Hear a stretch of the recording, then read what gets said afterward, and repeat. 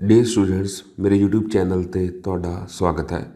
ਅੱਜ ਦੇ ਲੈਕਚਰ ਵਿੱਚ ਅਸੀਂ ਮੈਟ੍ਰਿਸਿਸ chapter 3 of NCERT the exercise 3.2 ਨੂੰ ਡਿਸਕਸ ਕਰਾਂਗੇ ਤੇ ਦੇਖਾਂਗੇ ਕਿ ਉੱਥੋਂ ਕਿਹੜੇ ਇੰਪੋਰਟੈਂਟ ਕੁਐਸਚਨਸ ਬਣਦੇ ਆ ਜਿਹੜੇ ਪੇਪਰ ਦੇ ਵਿੱਚ ਆ ਸਕਦੇ ਆ। ਚਲੋ ਸ਼ੁਰੂ ਕਰਦੇ ਹਾਂ। ਹਾਂਜੀ, ਸਭ ਤੋਂ ਪਹਿਲਾਂ ਜਿਹੜਾ ਇੱਥੇ ਕੁਐਸਚਨ ਹੈ ਉਹ ਕੁਐਸਚਨ ਹੈਗਾ ਜੀ addition of let A and B be any two matrices, then A plus B, what I mean, sum of two matrices A and B is defined only if ਕਦੋਂ ਡਿਫਾਈਂਡ ਹੁੰਦਾ ਜੀ। ਤਾਂ ਥੋੜ੍ਹਾ ਜਿਹਾ ਦੇਖ ਲੈਂਦੇ ਹਾਂ ਅਸੀਂ। ਸੋ ਉਹ ਕੋਈ ਵੀ ਸਪੋਜ਼ ਕਰੋ ਤੁਹਾਨੂੰ ਦੋ ਮੈਟ੍ਰਿਕਸ ਜਿਵੇਂ ਦਿੱਤੀਆਂ ਹੋਈਆਂ, ਸਪੋਜ਼ ਇੱਕ M cross N ਹੈ, ਇੱਕ ਜਿਹੜੀ P ਮੈਟ੍ਰਿਕਸ ਦਿੱਤੀ ਹੈ PIJ, this is P cross Q। ਸੋ ਜਿਹੜੇ AIJ ਐਂਡ PIJ ਵੈਸੇ ਆਮ ਤੌਰ 'ਤੇ ਰੀਅਲ ਹੀ ਹੁੰਦੇ ਹੈ। ਚਲੋ ਕਈ ਵਾਰੀ ਕੰਪਲੈਕਸ ਵੀ ਲੈ ਲੈਂਦੇ ਆ, ਪਰ ਤੁਹਾਡੇ ਕਲਾਸ ਦੇ ਵਿੱਚ ਨਹੀਂ ਹੈਗਾ ਇੱਦਾਂ। ਸੋ A plus B is defined only if their order is same। ਦੋ ਗੱਲਾਂ ਵੀ ਪਹਿਲਾਂ ਤਾਂ ਡਿਫਾਈਨ ਕਦੋਂ ਹੋਣਗੇ, ਅਤੇ ਡਿਫਾਈਨ ਜੇ ਅਗਰ ਹੋ ਗਏ ਆ ਤਾਂ ਉਹਨਾਂ ਦਾ ਸਮ ਕੀ ਹੋਊਗਾ। ਸੋ ਇੱਥੇ ਉਹਨੇ ਸਿਰਫ ਇਹ ਪੁੱਛਿਆ ਵੀ ਡਿਫਾਈਨ ਕਦੋਂ ਹੋਣਗੇ, ਤਾਂ ਉਹਨਾਂ ਦਾ ਆਰਡਰ ਸੇਮ ਹੋਣਾ ਚਾਹੀਦਾ ਜੀ। ਆਰਡਰ ਸੇਮ ਹੋਣ ਦਾ ਮਤਲਬ ਹੈ ਵੀ M cross N should be equal to P cross Q, that is M should be equal to P and N should be equal to Q। ਸੋ ਤੁਹਾਡਾ ਇਹਦਾ ਕਰੈਕਟ ਆਨਸਰ ਹੈ ਜੀ D। ਪਰ ਤੁਸੀਂ ਕਹਿ ਸਕਦੇ ਸੀ ਸਰ ਇੱਧਰੋਂ ਮਲਟੀਪਲੀਕੇਸ਼ਨ ਕੀਤੀ, ਜਿਹੜੀ C ਆਪਸ਼ਨ ਹੈ ਇਹਦੇ ਬਾਰੇ ਇਹਨੂੰ ਵੀ ਡਿਸਕਸ ਕਰ ਲਈਏ। ਤਾਂ ਬੇਟਾ ਇਹ ਭੁਲੇਖਾ ਪਾਉਣ ਵਾਸਤੇ ਹੈ। ਸਪੋਜ਼ ਕਰੋ ਤੁਹਾਡੇ ਕੋਲ ਇੱਕ ਮੈਟ੍ਰਿਕਸ ਹੈ B 2x3, ਤਾਂ ਉਹਦੇ ਵਿੱਚ ਟੋਟਲ ਨੰਬਰ ਆਫ ਐਲੀਮੈਂਟਸ ਕਿੰਨੇ ਹੋ ਗਏ? 6 ਹੋ ਗਏ। ਇੱਕ ਹੋਰ ਮੈਟ੍ਰਿਕਸ ਹੈ B 3x2, ਉਹਦੇ ਵਿੱਚ ਵੀ 6 ਹੋ ਗਏ। ਤਾਂ ਦੇਖ 6 ਤਾਂ 6 ਹੋ ਗਏ, but here A plus B is not defined. ਠੀਕ ਹੈ। ਸੋ ਇੱਦਾਂ ਨਹੀਂ ਹੁੰਦਾ ਹੈਗਾ। ਆਰਡਰ ਲਈ ਅਸੀਂ ਹਮੇਸ਼ਾ ਕ੍ਰੋਸ ਵਾਲਾ ਵਰਡ ਹੀ ਯੂਜ਼ ਕਰਦੇ ਹਾਂ। ਸੋ ਸਾਡੇ ਕੋਲ M is equal to P, N is equal to Q, ਇਹ ਆ ਗਏ। Move to the next question. which of the following is true about the matrix addition? So matrix addition is commutative। ਜਿਵੇਂ ਆਪਾਂ ਪਹਿਲਾਂ ਗੱਲ ਕਰਦੇ ਹਾਂ AIJ, ਸਪੋਜ਼ ਕਰੋ ਮੈਟ੍ਰਿਕਸ ਐਡੀਸ਼ਨ ਡਿਫਾਈਨ ਹੈ। ਹੁਣ ਇਹ ਗੱਲ ਕਰਤੀ ਵੀ ਡਿਫਾਈਨ ਹੀ ਹੈ। ਸਪੋਜ਼ ਕਰੋ ਉਹਦਾ ਆਰਡਰ ਹੈਗਾ M cross N ਹੈ, ਅਤੇ B ਕੋਈ ਹੋਰ ਮੈਟ੍ਰਿਕਸ ਹੈ BIJ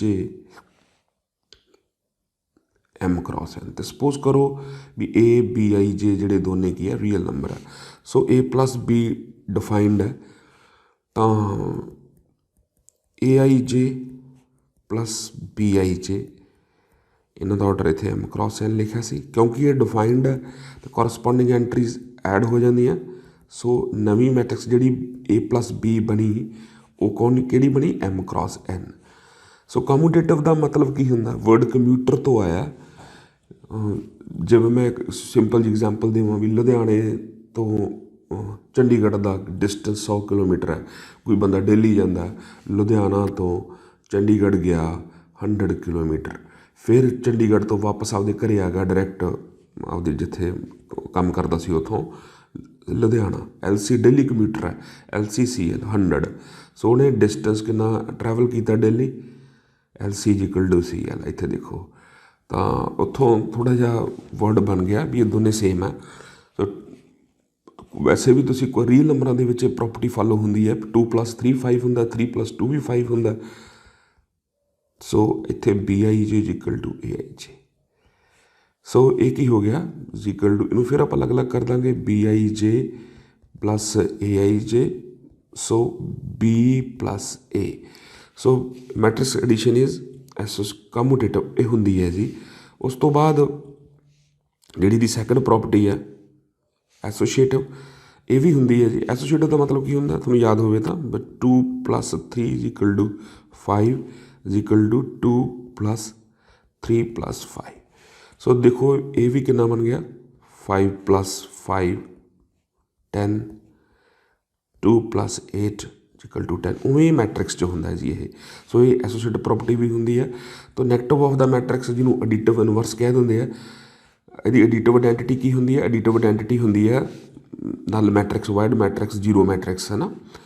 ਸੋ ਇਨਵਰਸ ਕੀ ਹੁੰਦਾ? ਸਪੋਜ਼ ਕਿਹੜੀ ਮੈਟਰਿਕਸ ਉਹਦੇ ਵਿੱਚ ਐਡ ਕਰੀਏ, ਕਿਸੇ ਮੈਟਰਿਕਸ ਦੇ ਵਿੱਚ ਉਸੇ ਆਰਡਰ ਦੀ ਕਿਹੜੀ ਮੈਟਰਿਕਸ ਐਡ ਕਰੀਏ ਕਿ ਉਹ ਜ਼ੀਰੋ ਮੈਟਰਿਕਸ ਬਣ ਜੇ। ਤਾਂ ਸੋ ਨੈਚੁਰਲ ਉਹ ਜਿਹੜੀ ਮੈਟਰਿਕਸ ਹੋਊਗੀ that will be minus elective of the matrix. ਇਹਨੂੰ ਆਪਾਂ ਕੀ ਬੋਲਦੇ ਹਾਂ?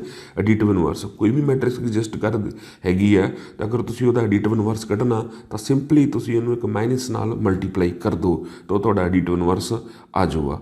ਸੋ ਇਹ ਗੱਲ ਵੀ ਟਰੂ ਹੈ, ਇਹ ਗੱਲ ਵੀ ਟਰੂ ਹੈ, ਇਹ ਵੀ ਟਰੂ ਹੈ। ਸੋ ਸਾਰੀਆਂ ਦੀਆਂ ਸਾਰੀਆਂ ਹੀ ਇਹ ਗੱਲਾਂ ਟਰੂ ਹੈ। So your answer is D. Next question ਜੀ, ਇੱਥੇ ਦੇਖੋ ਧਿਆਨ ਨਾਲ। ਇੱਥੇ ਤੁਹਾਨੂੰ ਏ ਦਾ ਆਰਡਰ ਕੀ ਹੈ? ਏ ਦਾ ਆਰਡਰ ਹੈਗਾ ਇੱਕੋ ਹੀ ਰੋ ਹੈ, ਕਾਲਮ ਕਿੰਨੇ ਆ? 3 ਹੈ, 1 × 3। ਬੀ ਦਾ ਆਰਡਰ ਕੀ ਹੈ? 1 2 3, 3 ਰੋਜ਼ ਹੈ, ਕਾਲਮ ਕਿੰਨੇ? ਇੱਕੋ ਹੀ ਹੈ। ਕੀ ਇਹ ਦੋਨੇ ਸੇਮ ਹੈ? No, they are not same. So A + B is not defined. So ਜਦੋਂ ਇਹ ਕੋਈ ਸ਼ਰਤਾਂ ਨਾ ਪੂਰੀਆਂ ਕਰਦੇ ਹੋ ਨਾ, ਇੱਕ ਵਰਡ ਹੁੰਦਾ ਇੱਕ ਤੁਹਾਨੂੰ ਇੱਕ ਲੈਂਗੁਏਜ ਦੱਸਦਾ, ਕਦੇ ਕਦੇ ਉਹ ਯੂਜ਼ ਕਰ ਲੈਂਦੇ ਆ। ਤੁਹਾਡੇ ਲਈ ਸ਼ਬਦ ਹੋ ਸਕਦਾ ਵਰਡ ਨਵਾਂ ਹੋਵੇ। ਇੱਕ ਵਰਡ ਹੁੰਦਾ ਵੀ matrix, matrix is conformable. Conformable if its dimensions are suitable for defining some operations। So ਬੇਟਾ ਕੀ ਹੋਇਆ ਵੀ ਇੱਥੇ ਇਹਨਾਂ ਦੇ ਜਿਹੜੇ ਡਾਇਮੈਂਸ਼ਨ ਆ ਸੂਟੇਬਲ ਨਹੀਂ ਹੈਗੇ ਗੇ, ਦੋਨਾਂ ਦੇ ਅਲੱਗ-ਅਲੱਗ ਹੈ। ਇਸ ਕਰਕੇ ਜਿਹੜੀ ਇਹ ਹੈ A + B ਡਿਫਾਈਨ ਨਹੀਂ ਹੈਗੀ। ਤਾਂ ਅਲਟਰਨੇਟਿਵ ਲੈਂਗੁਏਜ ਕੀ ਹੈ? Here A and B are not conformable for addition. So ਇਹਦਾ ਆਂਸਰ ਕੀ ਹੋ ਗਿਆ ਜੀ? This one, A + B are sorry A and B are not conformable for addition। Okay, ਚਲੋ ਉਸ ਤੋਂ ਬਾਅਦ ਜਿਹੜਾ ਸਾਡਾ ਬਿਲਕੁਲ ਨੈਕਸਟ ਕੁਐਸਚਨ ਆ, ਇੱਥੇ ਦਾ ਆਰਡਰ ਕਿੰਨਾ? 1 2, ਕਿੰਨੇ ਕਾਲਮ ਹੈ? ਕਾਲਮ ਹੈਗੇ ਆ ਸਾਡੇ ਕੋਲ 3। ਇੱਥੇ ਵੀ ਕੀ ਹੈ? 2 × 3। ਸੋ ਇਹ ਡਿਫਾਈਨਡ ਹੈ। ਅਗਰ ਡਿਫਾਈਨਡ ਹੈ ਤਾਂ ਹੀ ਤਾਂ ਆਪਸ਼ਨਾਂ ਦੇ ਵਿੱਚ ਸਾਰੀ ਮੈਟ੍ਰਿਸਿਸ ਦਿੱਤੀਆਂ ਹੋਈਆਂ। So 2A - B means 2, value fill ਕਰ ਦਿਓ। 1 2 3 2 3 1 -B means 3 -1 3 -1 0 2। ਦੇਖੋ ਇੱਥੇ ਮੈਟਰਿਕਸ ਅਤੇ ਡਿਟਰਮੀਨੈਂਟ 'ਚ ਅੱਗੇ ਜਾ ਕੇ ਫਰਕ ਹੋਊਗਾ। ਜਦੋਂ ਇਹਨੂੰ ਮਲਟੀਪਲਾਈ ਕਰਨਾ ਤਾਂ ਹਰੇਕ ਐਂਟਰੀ ਨਾਲ ਇਹਨੇ ਮਲਟੀਪਲਾਈ ਹੋਣਾ, ਇਹ ਯਾਦ ਰੱਖਣਾ ਹੈ। ਕਈ ਵਾਰੀ ਨਾ ਬੱਚੇ ਭੁੱਲ ਜਾਂਦੇ ਆ।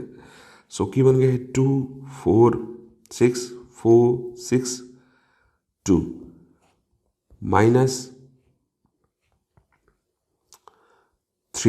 -1 3 -1 0 2। ਸੋ ਕੋਰਸਪੋਂਡਿੰਗ ਐਂਟਰੀ ਵਿੱਚੋਂ ਕੋਰਸਪੋਂਡਿੰਗ ਐਂਟਰੀ ਗਈ 2 3, ਇਹ -1 ਹੋ ਗਿਆ, ਮਾਈਨਸ ਪਲੱਸ ਇਹ 5 ਹੋ ਗਿਆ, 6 - 3 3 ਹੋ ਗਿਆ, 4 + 1 5 ਹੋ ਗਿਆ, 6 ਹੋ ਗਿਆ, 2 - 2 0। ਸੋ -1 5 3 -1 5 3। ਸੋ ਆ ਆਪਸ਼ਨ ਆ ਗਈ ਸਾਡੀ ਸੀ ਜੀ। ਨੈਕਸਟ ਕੁਐਸਚਨ ਆ ਇੰਪੋਰਟੈਂਟ ਹੈ ਜੀ, ਇਹ ਐਕਸਪੈਕਟਡ ਇਹੋ ਜਿਹਾ ਕੁਐਸਚਨ। ਤਾਂ ਇਹਦੇ ਵਿੱਚ ਕੀ ਹੋ ਸਕਦਾ? ਜੋ ਤੁਹਾਨੂੰ X + Y ਅਤੇ X - Y ਦੋ ਮੈਟ੍ਰਿਸਿਸ ਦਿੱਤੀ ਹੈ, ਤਾਂ ਤੁਹਾਨੂੰ ਪੁੱਛ ਰਿਹਾ ਤੁਹਾਨੂੰ X ਦੀ ਵੈਲੂ ਪੁੱਛ ਰਿਹਾ, ਇਹ Y ਦੀ ਵੀ ਪੁੱਛ ਸਕਦਾ।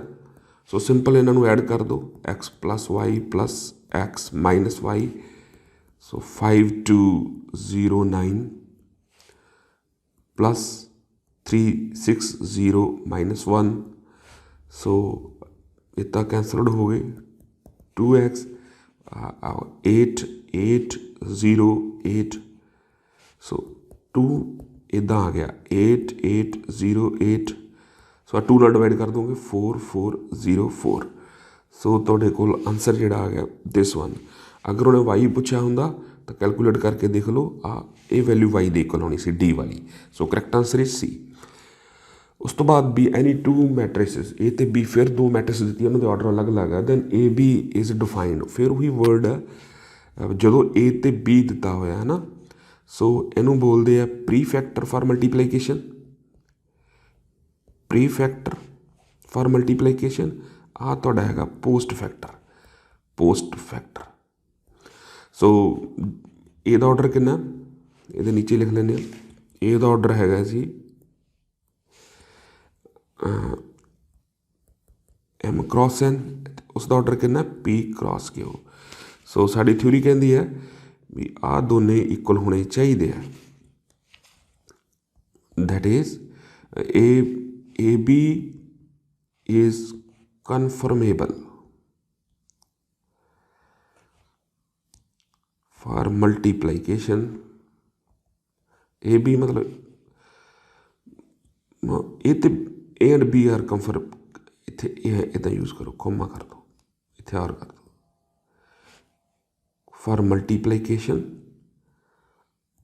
If n is equal to p, that is number of columns in prefactor must be equal to the number of rows in post factor। ठीक है। सो नवी मैट्रिक्स का ऑर्डर कितना होंदा, जी अगर ए बी डिफाइन हो जाती है तो वह ऑर्डर होगा एम क्रॉस क्यू, तो कंडीशन वो की होगी N is equal to P. So साढ़े कोल जिहड़ा आंसर की आ गया दिस वन, ए आ गया। सो एक होर दो चार गल्लां हैगियां, एक तो ये है भी ए बी ਜਦੋਂ ਤੁਸੀਂ ਕਰਦੇ ਹੁੰਦੇ ਹੋ, ਜ਼ਰੂਰੀ ਨਹੀਂ ਹੁੰਦਾ, ਕਈ ਵਾਰ ਕੀ ਹੁੰਦਾ ਵੀ ਉੱਪਰਲੇ ਕੁਐਸਚਨ ਦੀ ਡਿਸਕਸ਼ਨ ਹੈ, ਕਈ ਵਾਰ ਕੀ ਹੁੰਦਾ ਵੀ ਏ ਬੀ ਡਿਫਾਈਨ ਹੁੰਦਾ ਬਟ ਏ ਬੀ ਨਹੀਂ ਬੀ ਏ ਨਹੀਂ ਹੁੰਦਾ, ਕਈ ਵਾਰ ਏ ਬੀ ਡਿਫਾਈਨ ਨਹੀਂ ਹੁੰਦਾ ਬੀ ਏ ਡਿਫਾਈਨ ਹੁੰਦਾ, ਕਈ ਵਾਰ ਦੋਨੋਂ ਹੀ ਡਿਫਾਈਨ ਨਹੀਂ ਹੁੰਦੇ,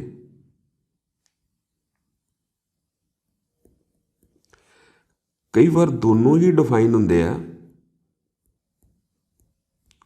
बट इक्वल नहीं होंगे, ये आम तौर पर हैगा ही है केस। तो कई बार दोनों ही डिफाइन होंगे आ तो दोनों ही इक्वल होंगे आ। सो जिहड़ा ये तुहानूं हर वारी देखना पऊगा की सिनेरियो है, हर क्वेश्चन दे विच अलग अलग एग्जाम्पल, जो तुसीं चाहो तो कुछ एग्जाम्पल मैं दे सकदा। सपोज करो ए दा ऑर्डर हैगा 2 3 एंड बी दा ऑर्डर तुसीं लै लो, दसो ए दा ऑर्डर लै लैने आपां 2 into 3 ते बी दा ऑर्डर लै लैने आपां 3 into 1। हुण क्लीयरली ए बी है जिहड़ा वो डिफाइंड है क्योंकि ये 3 तो 3 इक्वल हो गए, तो उसका ऑर्डर कितना हो गया ए बी का order 2 into 1, but B A is not defined, क्यों नहीं, because 1 not equal to 2। So इस तरह जो तुम होर एक मैट्रिक्स लै लोगे, ए का ऑर्डर ले लो 2 into 4, बी का ऑर्डर ले लो तुसी कोई भी ले लो 3 2 3 into 2। हुण तुसी देखो ए तो बी नहीं डिफाइन है, क्यों नहीं डिफाइन है, 4 not equal to 3 but B A is defined because 2 is equal to 2। So उपरले क्वेश्चन दे विच तुसीं देखोगे तो 1 into ਇਹਦਾ ऑर्डर कितना 1 into 3 तो बी का ऑर्डर कितना 3 into 1। अगर ए बी की गल करिए, सपोज करो ए प्री फैक्टर है तो बी पोस्ट फैक्टर है, तो तुहाडा ए बी का ऑर्डर कितना बन जाएगा, फिर 3 3 निकल गया विचों 1 into 1। सो ए बी है जिहड़ा वो डिफाइन है ए बी डिफाइंड हो गया। सो वट अबाउट बी ए, अगर तुसी इत्थे किसी मैं कलर बदल के कर देना, हाँ जी। सो बी ए का ऑर्डर कितना हो गया, वो बी का ऑर्डर सीगा 3x1, ए का ऑर्डर सीगा 1x3। सो 1 विचों निकल गया। सो बी ए का ऑर्डर जोड़ा हो गया 3x3। ਇਹਦਾ मतलब कि भी दोनों डिफाइंड है, पर कुदरती गल है भी 1 एक 1/1 की मैट्रिक्स, एक 3/3 की, दोनों इक्वल थोड़ा ना होणगियां। So both are defined but not equal. So आ ऑप्शनां गलत हो गई, ए बी सी, कल्ली डी ऑप्शन सर्वाइव करती है। सो इदा ऑप्शनां नाल भी तुहाडे नाल खेड सकदा बरीक जी ऑप्शनां दे के। So here order of A B is 1x1, order of B A is equal to 3x3, AB is defined, BA is defined, but AB not equal to BA. So hopefully ये तुहानू क्वेश्चन क्लीयर हो गया होगा। Next question जी, matrix multiplication is commutative. Matrix multiplication is not commutative. Matrix multiplication which of the following is not true? Matrix देखो हुणे आपां करके आए हैं A B not equal to B A. So matrix multiplication is associative, that is true. Matrix multiplication is not commutative, that is false. That's again true. Matrix multiplication is commutative, ये गलत है, ये नहीं होंदा, फॉल्स। सो आपां नूं पुछया की सी, which is not true. So which is not true, option A. ठीक है जी। क्वेश्चन नंबर 9, ये इंपॉर्टेंट है जी, इदां दा क्वेश्चन वो एग्जामिनर पूछ सकता है। So A B is equal to C, suppose करो ए का ऑर्डर M क्रॉस N है, बी का ऑर्डर है जोड़ा 2x3 है, तो सी का ऑर्डर उन्हें दिता हुआ 4 is equal to 3। So as per the definition A B is defined only if pre factor तो पोस्ट फैक्टर के कॉलम तो रो इक्वल हो। सो एन की वैल्यू तो आ गई 2। सो जो फाइनल प्रोडक्ट है वह ऑर्डर कितना होना चाहिए, 4/3। सो एम इधरों इस साइड तो फाइनल प्रोडक्ट की बनना सीगा M क्रॉस 3, दूसरे पासे ऑलरेडी 4 क्रॉस दिता हुआ, मतलब M की वैल्यू कितनी होगी 4। सो तुहाडा ऑर्डर जोड़ा बन गया कितना होना चाहिए, 4x2। So option A is the correct answer.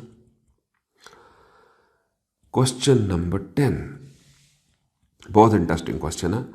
If A and B any two matrices such that A B is equal to 0, product 0 है, देन ये थोड़ा नोट कर लो, रीयल नंबर दे विच की हुंदा है, रियल नंबरस दे विच अगर दो नंबर की प्रोडक्ट 0 है तो दैन एक ने 0 होना ही होना है। ओके, सो उस हिसाब नाल तुसीं आंसर चक देना सीगा ए। पर असी नंबरस की गल नहीं कर रहे, असी मैट्रिसिस की गल कर रहे हैं। कोई भी मैट्रिक्स 0 मैट्रिक्स कदों होंदी है, 0 मैट्रिक्स सपोज करो अगर उसकी हरेक एंट्री 0 है, अगर कोई मैट्रिक्स वो एक भी एंट्री है जी नॉन 0 होगी तो उन्होंने असीं 0 मैट्रिक्स नहीं कहना। सो की हुंदा भी ये जरूरी नहीं हुंदा गा, मैट्रिक्स दे विच इदां दा हो जाता है भी सपोज करो मैं एक ए मैट्रिक्स ले ली, सपोज करो वैसे ही ले ली 0 0 1 2। सो ये नॉन 0 मैट्रिक्स है बिकॉज दो एंट्री है नॉन 0 है। एक होर मैट्रिक्स ले ली बी, वो मैं ले लेना 3 and 4 0 0, ये भी नॉन 0 होगी। हुण तुसीं की करो, हुण तुसीं लो इन्हां दी प्रोडक्ट डिफाइन है, ए बी डिफाइन, क्योंकि अपन ए बी की गल की है। सो आप ए बी की गल कर लें, ए बी। जो असीं ए बी की गल की तो इत्थे सीगा 0 1 0 2, बी की वैल्यू इत्थे फिल कर दो। हाँ जी, एक मिनट, 3 4 0 0। सो जो तुम बेटा मल्टीप्लाई करोगे तो then you will see this 0 0 0 0 0। So आ केस हो गया भी product of two matrices is 0 but both matrix A and B are non 0। So साडा एक इदां दा केस पॉसीबल है भी जो दो मैट्रिस की प्रोडक्ट 0 होवे बट वो दोवें नॉन 0 हो। सो आ ऑप्शन भी उड़ गई, आ ऑप्शन भी उड़ गई। सी ऑप्शन थोड़ी केयरफुली वाच करने वाली है, ये आपां नूं बाउंड ही कर रहा है भी एक नॉन 0 होगी तो एक 0 होगी, पर इदां दी भी कोई गल नहीं। So our answer is D. हाँ जी, नैक्सट क्वेश्चन ते आओ। बहुत तो सीधा ही है जी, 2x2 मैट्रिक्स है, एडिशन इन्हों की डिफाइंड है, ए 2a b 2b -b 0 a and A 2a। सो लभ लो कितने ऑप्शन पी है 2a 2b 0 2a। So this is your answer.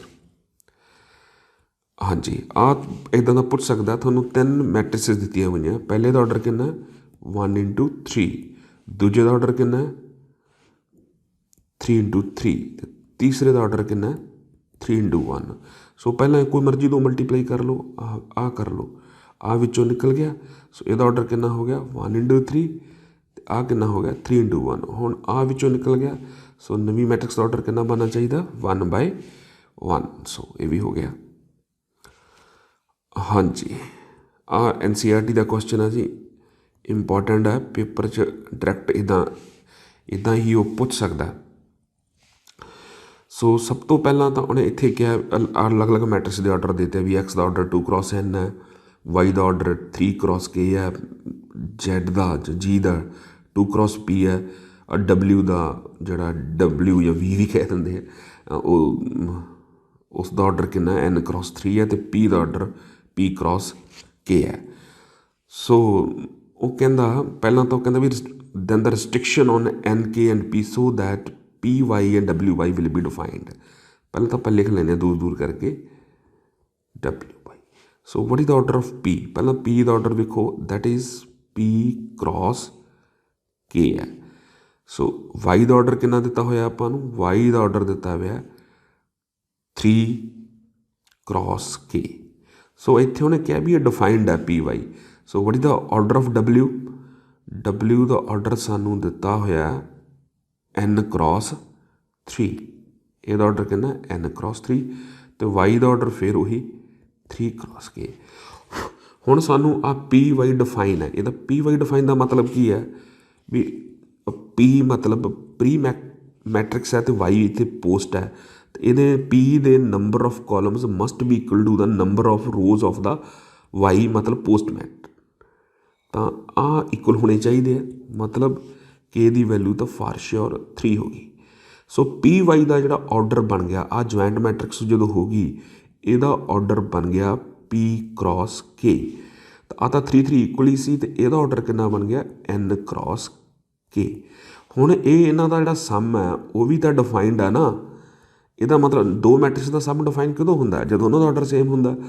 सो वो ये नंबर ऑफ जिहड़ियां रोज है पी वाई दे विच वो किहदे इक्वल होनी चाहिए नंबर ऑफ W वाई दे विच। सो इत्थे कितना हो गया P must be equal to n, तो K तो K दे इक्वल हुंदा ही है, तो बट K की वैल्यू कितनी दी है 3। सो साढ़े कोल निकल के की आया भी जी K की वैल्यू है वो 3 होगी, तो P तो n दोने की होणगे इक्वल होणगे।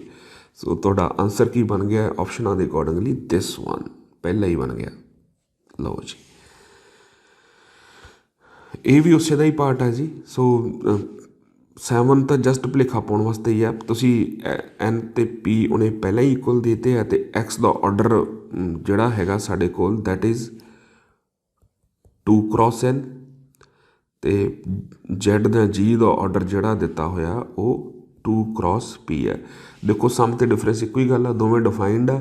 सो नवी मैट्रिक्स का ऑर्डर कितना होना चाहिए, दोवां का सेम होना चाहिए, 2 = 2 ही होंदा, तो इत्थे n ते p इक्वल ऑलरेडी दिते हुए, जां तो इधर यदा ऑर्डर 2 × n होना चाहिए, ऑप्शनों के विचों देखा जां 2 × p। सो 2 क्रॉस वाली इको ही ऑप्शन है, this is B। So correct answer is this. जे दी थां ते आ भी दिता हुंदा तां ये भी करैक्ट होनी सी जी। Question, if a matrix of order 4 if A is matrix of order 4 × 3 then each row of the matrix A contains element। Wow, तुसी पिछले का ही बेसिकली रह गया सीगा 4 × 3 लिख लो, 1 2 3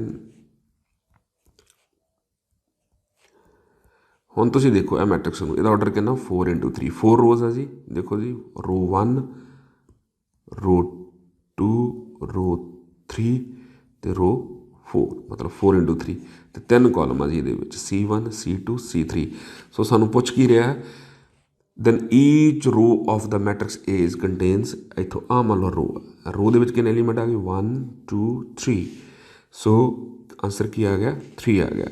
ਪਰ ਜੇਕਰ ਇਹ ਪੁੱਛਦਾ रो ਦੀ ਥਾਂ 'ਤੇ ਪੁੱਛ ਲੈਂਦਾ ਕਾਲਮ, ਫਿਰ ਇੱਥੇ ਕੀ ਕਰ ਦਿੰਦਾ ਕਾਲਮ ਕਰ ਦਿੰਦਾ, ਫਿਰ ਇਹਦਾ ਉਲਟ ਆਂਸਰ ਕੀ ਹੋ ਜਾਣਾ ਸੀਗਾ ਦਿਸ ਵਨ, ਕਿਉਂਕਿ ਹਰੇਕ ਕਾਲਮ ਦੇ ਵਿੱਚ ਕਿੰਨੇ ਐਲੀਮੈਂਟ ਸੀਗੇ 4 ਸੀਗੇ। ਸੋ ਇਹ ਵੀ ਧਿਆਨ ਰੱਖਣਾ ਵੀ रो ਦੇ ਪੁੱਛ ਰਿਹਾ ਕਿ ਕਾਲਮ ਦੇ ਪੁੱਛ ਰਿਹਾ, ਨਾ ਪਤਾ ਲੱਗੇ ਇੱਦਾਂ ਡਰॉ ਕਰ ਲਓ, ਫਿਰ ਤੁਹਾਨੂੰ ਆਂਸਰ ਇਹਦਾ ਸੌਖਾ ਮਿਲੂਗਾ। ਸੋ ਇਸ ਪਰਟੀਕੂਲਰ ਕੁਐਸਚਨ ਦਾ ਆਂਸਰ ਕੀ ਹੈ ਦਿਸ।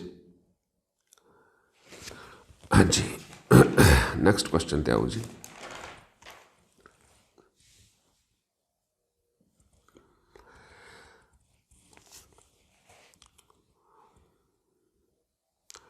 देखो जी हुण ਉਹੀ ਫਿਰ ਵਾਰ ਵਾਰ ਇੱਦਾਂ ਦਾ ਕੁਐਸਚਨ ਐਕਸਪੈਕਟਡ ਹੈ ਜੀ। A ਤੇ B, A ਦਾ ਆਰਡਰ ਕਿੰਨਾ ਹੈਗਾ ਇੱਥੇ 3 × 4, B ਦਾ ਆਰਡਰ ਕਿੰਨਾ 4 × 3।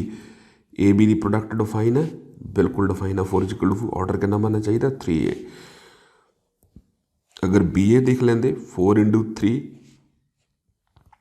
3 × 4 3 3 ਇਕੁਅਲ ਹੈ, ਇਹਦਾ ਮਤਲਬ BA ਡਿਫਾਈਨਡ ਹੈ, ਬਿਲਕੁਲ ਡਿਫਾਈਨਡ ਹੈ। ਆਰਡਰ ਕਿੰਨਾ ਹੋਣਾ ਸੀ 4 × 4। ਸੋ ਉਹਨੇ ਸਾਨੂੰ ਪੁੱਛਿਆ ਕਿਹਦਾ, ਸਾਨੂੰ ਉਹਨੇ ਪੁੱਛਿਆ BA ਦਾ।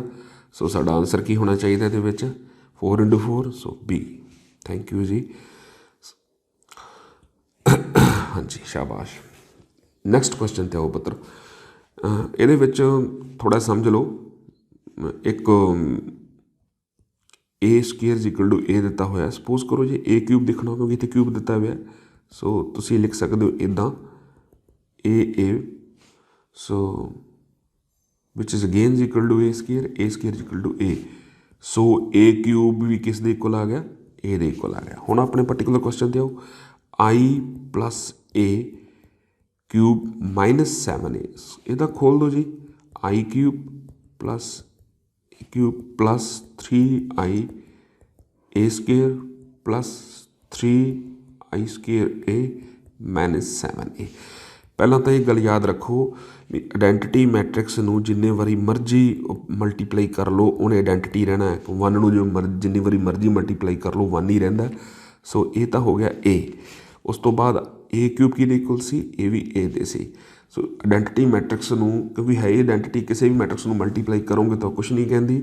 ਸੋ ਆਹ ਤਾਂ ਇਹਦੇ ਵਿੱਚ ਅਬਜ਼ਰਵ ਮਰਜ ਹੋ ਗਈ, ਤਾਂ A² ਦੀ ਵੈਲਿਊ A, ਸੋ ਇਹ 3A ਹੋ ਗਿਆ। ਇਸੇ ਤਰ੍ਹਾਂ ਸੇਮ ਸਿਚੁਏਸ਼ਨ ਦੇ ਵਿੱਚ 3A - 7A, 3 3 6 ਐਂਡ 7, ਪਿੱਛੇ ਕੀ ਰਹਿ ਗਿਆ ਇਕੱਲਾ I ਰਹਿ ਗਿਆ।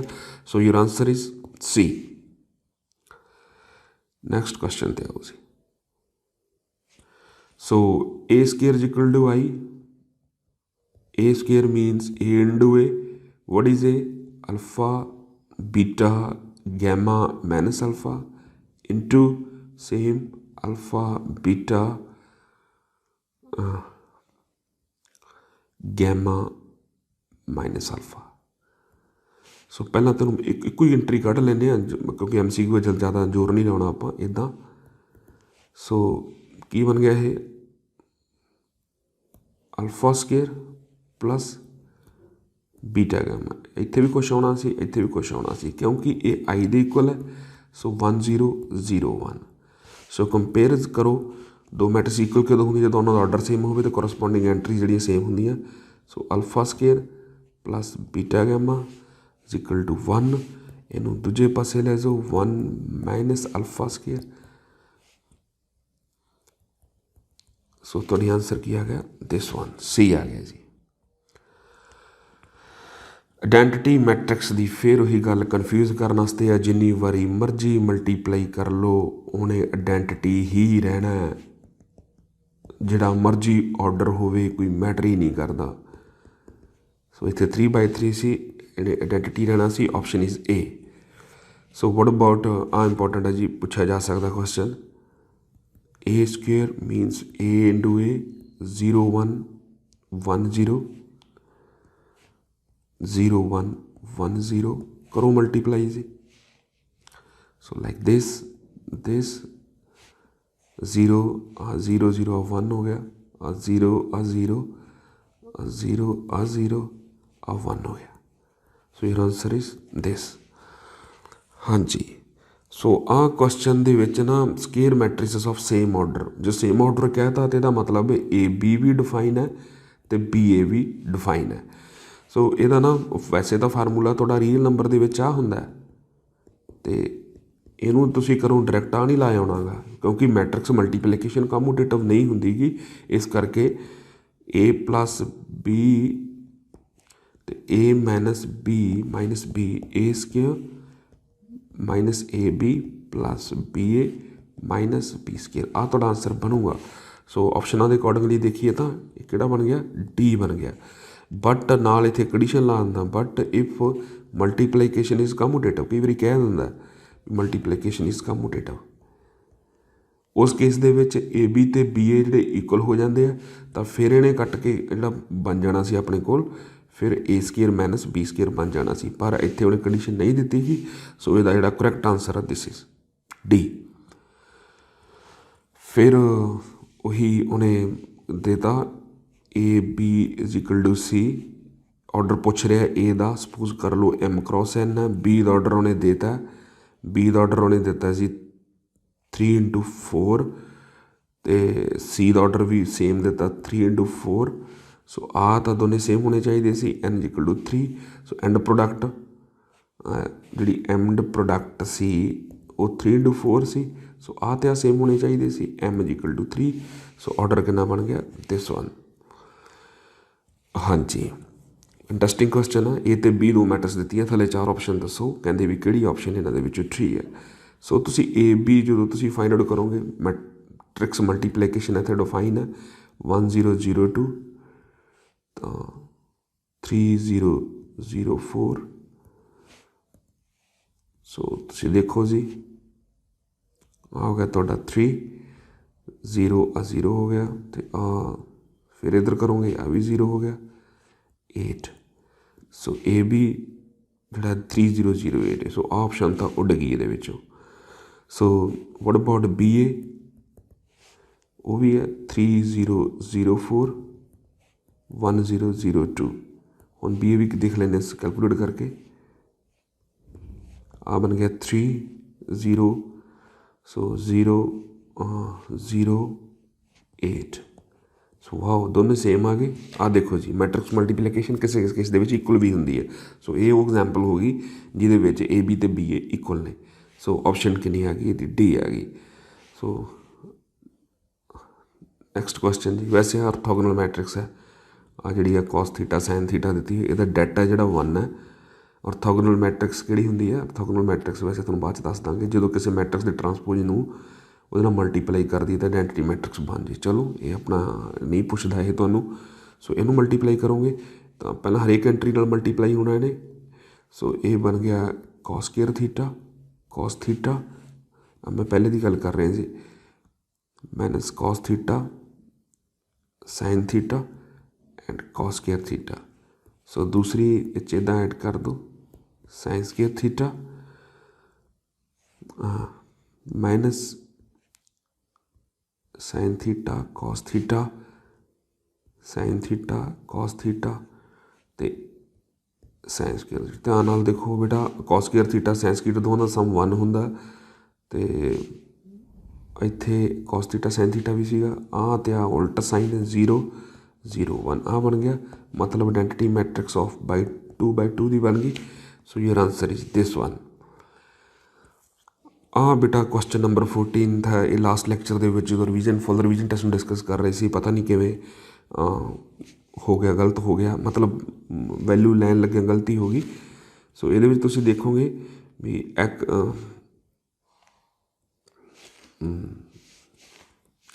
ਸੋ ਐਕਸ ਅਤੇ ਇੱਥੇ 4 ਹੈ ਨਾ, ਆ ਦੋਵੇਂ ਸੇਮ ਹੈ। ਸੋ ਐਕਸ ਦੀ ਵੈਲਿਊ ਇੱਥੇ ਕਿੰਨੀ ਹੋਣੀ ਸੀ 4, ਬਟ ਉਹਨੇ ਪੁੱਛੀ ਸਾਡੇ ਕੋਲੋਂ ਵਾਈ ਦੀ ਹੈ, ਤਾਂ ਰਿਲੇਸ਼ਨ ਵੇਖੋ ਐਕਸ ਵਾਈ ਵਾਲਾ ਕਿੰਨਾ, ਐਕਸ ਵਾਈ ਇਕੁਅਲ ਟੂ 12, ਇਹਦੀ ਵੈਲਿਊ ਫਿਲ ਕਰ ਦਿਓ ਵਾਈ ਇਕੁਅਲ ਟੂ 3। ਸੋ ਇਹਦਾ ਆਂਸਰ ਕਰੈਕਟ ਆਹ ਵਾਲਾ ਬਣਦਾ ਸੀ। ਸੋ ਇਹ ਸੀਗੇ ਟੋਟਲ ਜੀ 25 ਕੁਐਸਚਨ ਜਿਹੜੇ ਐਕਸਰਸਾਈਜ਼ 3.21 ਤੱਕ ਰਿਲੇਟਡ ਸੀਗੇ।